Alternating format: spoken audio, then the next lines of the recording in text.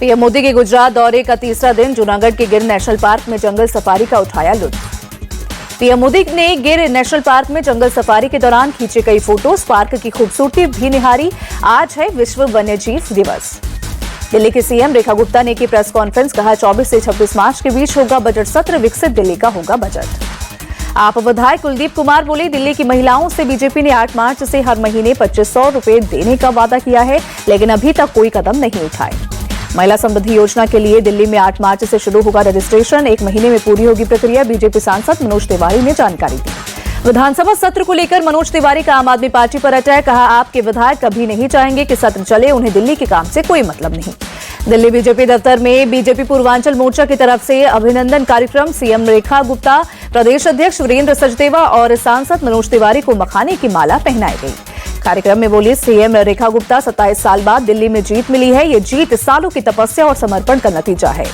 Delhi BJP chief Virendra Sachdeva बोले, आपने अपनी चोरी छिपाने के लिए कैग रिपोर्ट पेश नहीं की थी।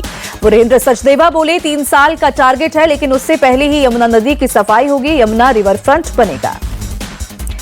दिल्ली सरकार में मंत्री कपिल मिश्रा बीती रात पहुंचे खजूरी चौक। सड़कों की हालत सुधारने के लिए चल रहे काम का लिया जायजा।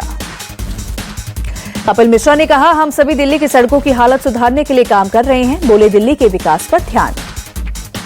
कपिल मिश्रा का बयान। बोले, मुख्यमंत्री ने आदेश दिया था कि खजूरी चौक पर यातायात के कारण जनता को कोई असुविधा नहीं होनी चाहिए। दिल्ली में सीएम हाउस पहुंचे बड़ी संख्या में लोग। सीएम रेखा गुप्ता से की मुलाकात। लोगों ने मुख्यमंत्री बनने पर दी बधाई। बिहार के मंत्री नितिन नवीन ने तेजस्वी यादव पर निशाना साधा। कहा, आपके पिता ने बिहार को विनाश दिया है। पीएम मोदी और नीतीश कुमार ने विकास दिया है।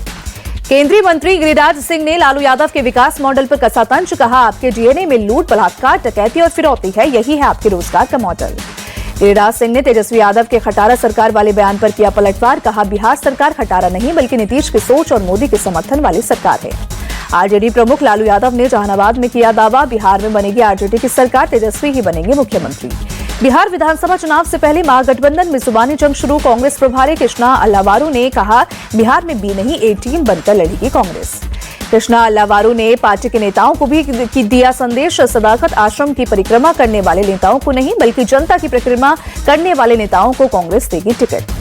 कृष्णा अल्लावारू ने नीतीश सरकार के मंत्रिमंडल विस्तार पर साधा निशाना। कहा, कैबिनेट विस्तार में क्रिमिनल्स को दी गई है जगह। डबल इंजन सरकार खटारा से भी बेकार है।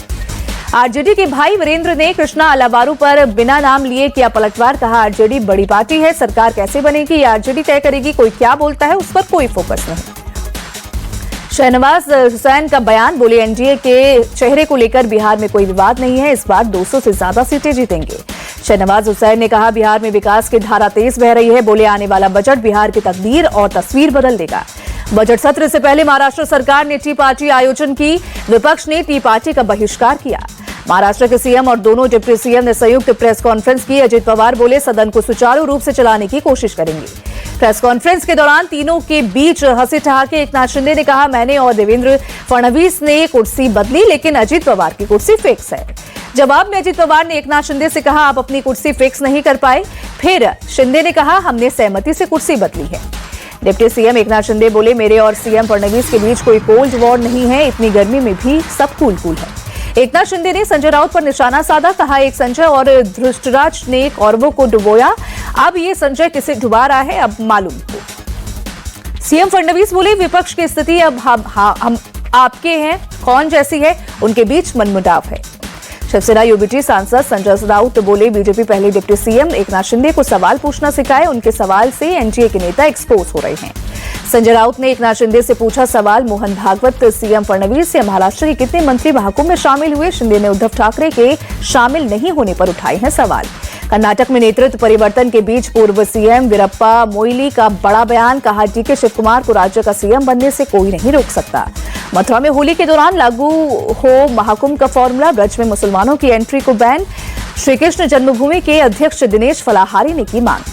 दिनेश फलाहारी ने खून से सीएम योगी को चिट्ठी लिखी। कहा, मुसलमान को दुकान नहीं लगानी चाहिए। मुसलमान कर सकते हैं रंगों में मिलावट, मिठाइयों में थूक सकते हैं। दिनेश फलाहारी के समर्थन में आए कई हिंदूवादी संगठन। धर्म रक्षा संघ के संयोजक आचार्य बद्रिश ने मुसलमानों की मौजूदगी से होली के दौरान अशांति की जताई आशंका। संभल में AIMIM ने की GM से लाउड स्पीकर बजाने की मांग। कहा सहरी और इफ्तार के वक्त टाइम अनाउंस करने के लिए 1 मिनट का दिया जाए वक्त। सीएम योगी ने यूपी राज्य सड़क सुरक्षा परिषद की बैठक की सभी एक्सप्रेसवे के दोनों तरफ फूड प्लाजा की तरह अस्पताल की व्यवस्था की दी सलाह। सीएम योगी ने स्कूलों के पाठ्यक्रम में ट्रैफिक के नियमों को जोड़े जाने की दी नसीहत। कहा एक्सप्रेस और हाईवे के किनारे शराब की दुकानें बिल्कुल न हो। सीएम योगी ने over speed, drunken drive, mobile phone के इस्तेमाल, रेड लाइट जंप और रॉक साइड ड्राइव को बताया हादसे की मुख्य वजह। डगामार वाहनों एवं ओवरलोड ट्रक के खिलाफ प्रभावी कार्रवाई पर दिया जोर। असम के सीएम हिमंत बिस्वा शर्मा का कोलकाता में ममता और राहुल पर बड़ा हमला। कहा अगर राहुल गांधी और ममता को लगता है कि वो हिंदू धर्म को खत्म कर देंगे तो ऐसा नहीं होगा। सीएम हिमंता के बयान को टीएमसी नेता कुणाल घोष ने बताया बकवास। कहा ये बंगाल है, यहाँ सभी धर्म के लोग साथ रहते हैं और सीएम ममता को सपोर्ट करते हैं। यूपी कांग्रेस चीफ अजय राय का बीजेपी और आरएसएस से सवाल। मोहन भागवत ने महाकुंभ में स्नान क्यों नहीं किया? मैं कांग्रेस पार्टी के प्रतिनिधि के रूप में शामिल हुआ था।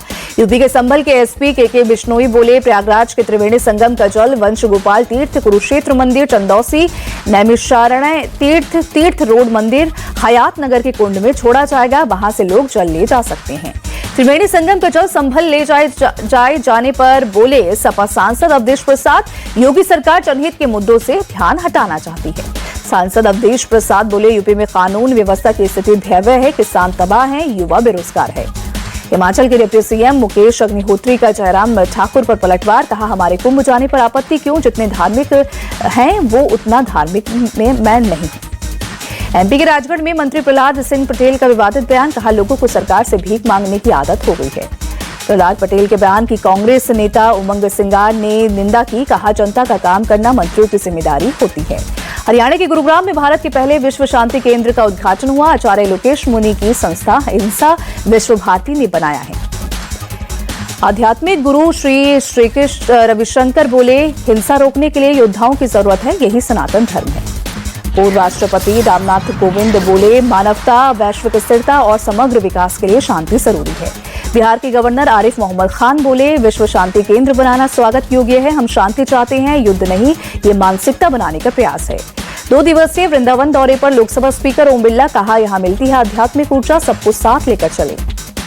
रोहतक की कांग्रेस कार्यकर्ता हिमानी नरवाल मर्डर केस में पुलिस ने एक आरोपी को किया गिरफ्तार। 1 मार्च को सूटकेस में मिली थी डेड बॉडी। हिमानी हत्याकांड के एक आरोपी की गिरफ्तारी के बाद भाई जतिन का बयान। कहा आज हम हिमानी का करेंगे अंतिम संस्कार। आरोपी के लिए मौत की सजा की मांग की। हिमानी नरवाल की मां का बड़ा बयान। कहा हत्यारा कोई अपना ही, घर तक वही आ सकता है जिस पर वो हद से ज्यादा करती थी विश्वास। हिमानी की मां सविता ने कातिल के लिए फांसी की मांग की। कहा आरोपी का गिरफ्तार होना ही काफी है। उत्तराखंड के चमोली में रेस्क्यू ऑपरेशन खत्म हुआ। एवलांच में फंसे 46 मजदूरों को जिंदा निकाला गया। 8 मजदूरों की मौत हुई। चमोली में आईटीबीपी, आर्मी, एनडीआरएफ और एसडीआरएफ का संयुक्त रेस्क्यू ऑपरेशन 3 दिनों तक चला। ऑपरेशन में थर्मल इमेज कैमरों की भी मदद ली गई। बर्फ की चादर में लिपटी घाटी की वादियां। डोडा के भालेसा क्षेत्र में चारों ओर जमी बर्फ। जम्मू कश्मीर में पिछले दिनों जमकर हुई थी बर्फबारी। कोलकाता की महिला डॉक्टर से रेप मर्डर केस में सीबीआई ने 11 पुलिसकर्मियों को पूछताछ के लिए बुलाया। मामले की जांच करने वाले अधिकारी के खिलाफ डॉक्टर के माता-पिता ने की थी शिकायत। फायरिंग की घटना से लोगों में दहशत। फिलहाल पुलिस पूरे मामले की जांच कर रही है। विशाखापट्टनम में पुलिस की बड़ी कार्रवाई। खतरनाक स्टंट और रेसिंग के आरोप में 38 बाइक्स जब्त। थाने में खड़ी की गई सभी बाइक्स केस दर्ज कर मामले की जांच जारी। रमजान को लेकर अलर्ट पर यूपी पुलिस। बरेली जोन के एडीजी रमित शर्मा ने जिलाधिकारियों के साथ निकाला फ्लैग मार्च। बड़ी संख्या में पुलिसकर्मी रहे मौजूद। पुरी में रेत कलाकार सुदर्शन पटनायक ने बनाई कलाकृति। विश्व वन्यजीव दिवस को लेकर दिया संदेश। इंटरनेशनल मार्केट में आज कच्चा तेल $73 के पार। अंतर्राष्ट्रीय बाजार में उतार चढ़ाव के बाद भी भारत में पेट्रोल डीजल में नहीं कोई बदलाव। आईपीओ लाने की तैयारी में जुटी export business company mayor commodity. IPO के जरिए 48 करोड़ 75 लाख रुपए जुटाने का प्लान। आईपीओ लाने की तैयारी में जुटी एक्सले सॉफ्ट टेक्नोलॉजीज पब्लिक इश्यू के जरिए 700 करोड़ रुपए जुटाने की कोशिश। पेटीएम को फिर लगा झटका। पेरेंट कंपनी 197 कम्युनिकेशन को ईडी ने थमाया। कारण बताओ नोटिस, फेमा के उल्लंघन का आरोप। सैमसंग गैलेक्सी A56 और A36 भारतीय बाजार में पेश। स्मार्टफोन्स में S25 सीरीज के भी कई फीचर्स दिए गए हैं। भारत में फोन की कीमत और अवेलेबिलिटी की जानकारी कल देगी सैमसंग। भारत में कल लॉन्च होगा nothing phone 3A smartphone. Bharat में इस फोन की शुरुआती कीमत 40,000 रुपए हो सकती है। चैंपियंस ट्रॉफी के सेमीफाइनल में 4 मार्च को टीम इंडिया का ऑस्ट्रेलिया के साथ दुबई में मुकाबला। न्यूजीलैंड को हराकर पॉइंट टैली में टॉप पर रहा भारत। न्यूजीलैंड और साउथ अफ्रीका के बीच खेला जाएगा दूसरा सेमीफाइनल। 5 मार्च को लाहौर में दोनों टीमों की टक्कर। भारत ने टूर्नामेंट में लगातार दर्ज की तीसरी जीत। आखिरी लीग मैच में न्यूजीलैंड को 44 रनों से दी शिकस्त। 46वें ओवर तक न्यूजीलैंड की पूरी टीम हुई ऑल आउट। वरुण चक्रवर्ती को शानदार गेंदबाजी के लिए मिला प्लेयर ऑफ द मैच का अवार्ड। वरुण ने 10 ओवर में 42 रन देकर 5 खिलाड़ियों को भेजा पवेलियन। न्यूजीलैंड के खिलाफ मैदान पर उतरते ही विराट कोहली के नाम एक और रिकॉर्ड जुड़ा। भारत के लिए 300 वनडे मैच खेलने वाले 7वें खिलाड़ी बने। रोहित शर्मा ने आईसीसी के वनडे टूर्नामेंट में सबसे ज्यादा छक्के लगाने का क्रिस गेल के रिकॉर्ड की बराबरी की। दोनों के नाम सबसे ज्यादा 64 छक्के लगाने का रिकॉर्ड।